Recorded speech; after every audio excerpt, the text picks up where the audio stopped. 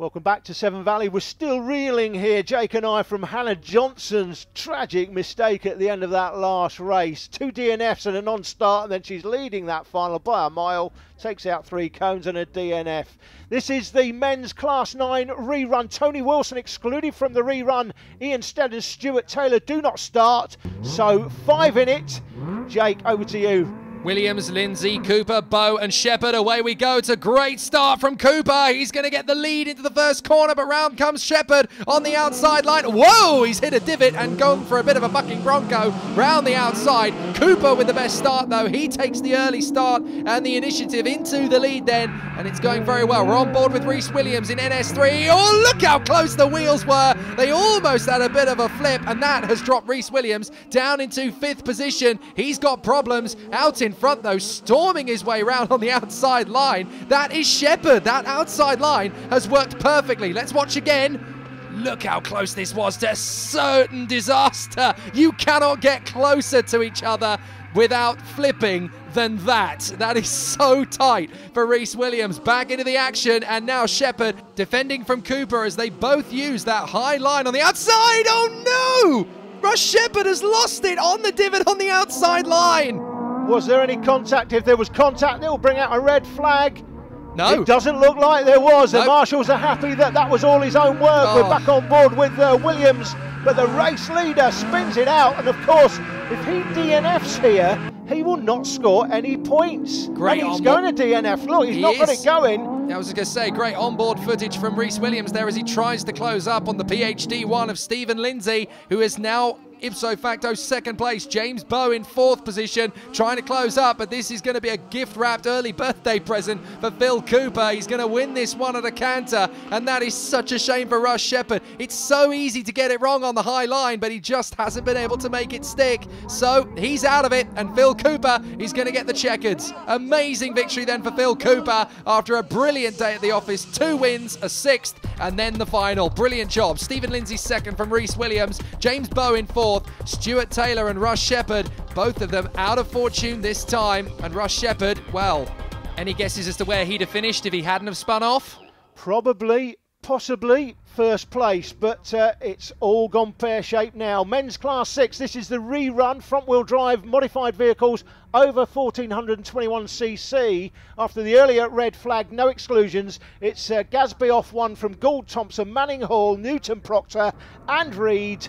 The drone camera is in position, bringing you these pictures. Look how stable they are. Fantastic shots. Well, away we go, and Nicky Newton has got a good start off the line towards the outside, but Gould and Thompson look strong on the inside. Thompson is door-to-door with the former race leader. He's now going backwards down the field, and it's going to be Ben Gould who picks up the slack here until the braking zone, and Stuart Thompson has got a nose in front. There's nothing between these two as they come off the corner. This is great racing. And up to 3rd position, Ben Gadsby looking strong on the outside line. He's got great speed and pace. He should just be able to keep this on the outside line, but he has got a threat on the inside of the corner, and it comes from the E5 of Mickey Manning. So those two battling for 3rd position.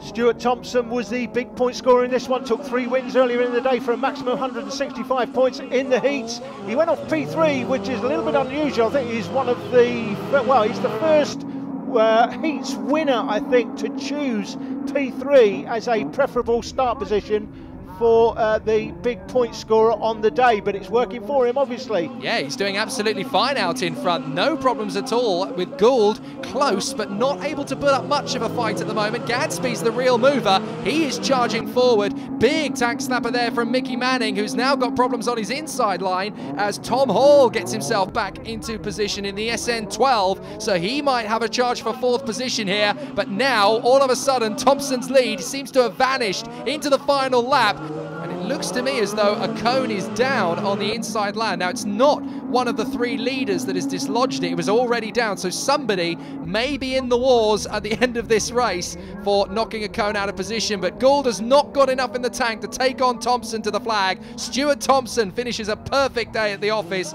4 wins in a row then, and he takes the final from Gould and Gadsby. Hall is 4th in the end because Mickey Manning was the one who took down the cones. He gets the black flag, so Proctor is elevated to 5th behind Tom Hall and Neil Reed to 6th. But it's a great victory for Stuart Thompson. Moving on and upwards, it's the ladies class 3 rerun front engine rear wheel drive modified saloons over 1421cc, these cars. And after the earlier race, Gemma Fullard, who led that race actually, she doesn't start for some reason, not sure why. Grace Alston doesn't start because she flipped the car, and we've got a creeper at the start, Jake. Yeah, that's Donna Brown moving a little bit too early there, just beside Catherine Beynon. I wonder, are they going to take the option to black flagger for that one? That's going to be interesting, but she runs very, very wide on the first corner and is losing ground big time. That's not the track, that's somebody's field now. So into turn 3, Tether and Simmons-Grant are duking it out for the victory, but look round the outside, here comes Donna Brown in the CM4, plenty of speed and good grip to the outside line as well, so it may not be over for the CM4 just yet. The Connah number 4 still pushing on, trying to close up on the 2 leaders, not far away, Corbett, Rowlands, and I think Beynon is still in touch, down in 6th position, so a good little scrap. Yes, there is Beynon in 4th position now, actually. She's made her move, so a good little overtake there on Rowlands. Corbett is down at the back in the E56, but now into the lead firmly has come Trish Simmons-Grant. She's got the move on Leanne Tether. There's not much that Leanne can do about it on pure speed at the moment. Tricia Simmons-Grant is there in the lead, but 3rd, still Donna Brown, and they've decided not to make any decision on that start. That's interesting because she did creep a little bit further forward. Maybe they decided that it wasn't on the throttle, it was off the brake. So maybe they've decided that wasn't so much a jump start as a little bit early off the brake. But Trish Simmons-Grant in the lead of this one. 2nd Tether, 3rd Brown. 4th position, no longer Beynon because Rowlands has got back through in the North Wales 160. So Rowlands is through into P4, but it looks as though it's going to be neat and tidy at the front for Trish Simmons-Grant. She has got this one very nicely indeed, and the threat of Gemma Fullard earlier on, she'll be very happy that she's not out there to take her on, but the checkered flags fly as St Neots 269 takes the victory. Trish Simmons-Grant from Leanne Tether and Donna Brown. Joanne Rowland eventually pipping Catherine Beynon at the end, as we saw, and Sally Corbett from pole position finishes down in 6th with difficulties in the initial start. But what a drive from Simmons-Grant. One of the more comfortable victories on the weekend. Saloon rerun for juniors, male and female drivers 12 to 16 years of age. Class 1 cars, I think we've seen these a couple of times already.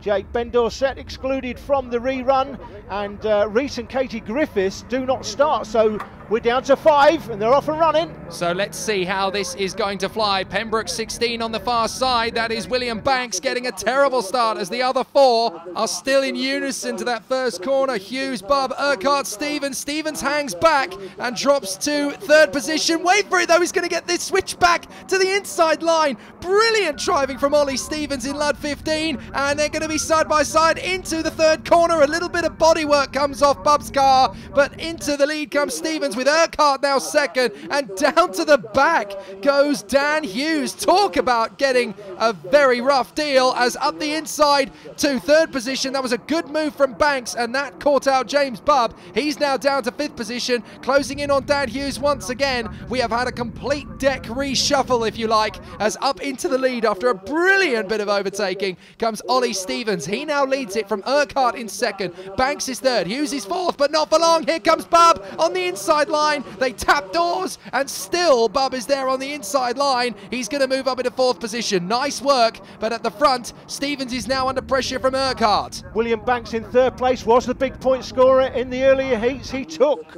a win and 2 seconds, but 3rd place may be all he can get out of this final. Well, he's got a tiny bit of time left to try and close up on these 2, and it's not going to be easy even to get on terms with Urquhart, who's done a very good job off the start here. Connor Urquhart working hard there in 2nd position for the Telfie Autograss Club, and he's trying to close up on the man out in 1st position who has made great use of this start, Ollie Stevens. That was sublime. They were 4 wide into the first corner, and he suddenly realised, no, 4 into 1 isn't going to go. I'm going to hang back, let them tussle, and zip up the inside. Incredibly mature driving. And 2nd is the best that Stevens has done all weekend so far. He's had 2 of those and a 4th place in the heats. That qualified him for the final, but look at this. Well out front, looking for 55 points, and takes it at the checkered flag. So Stevens, the Ludlow man, takes the win from Urquhart, Banks, Bubb, and Daniel Hughes. We'll be back with more action from Severn Valley after this short break. See you then.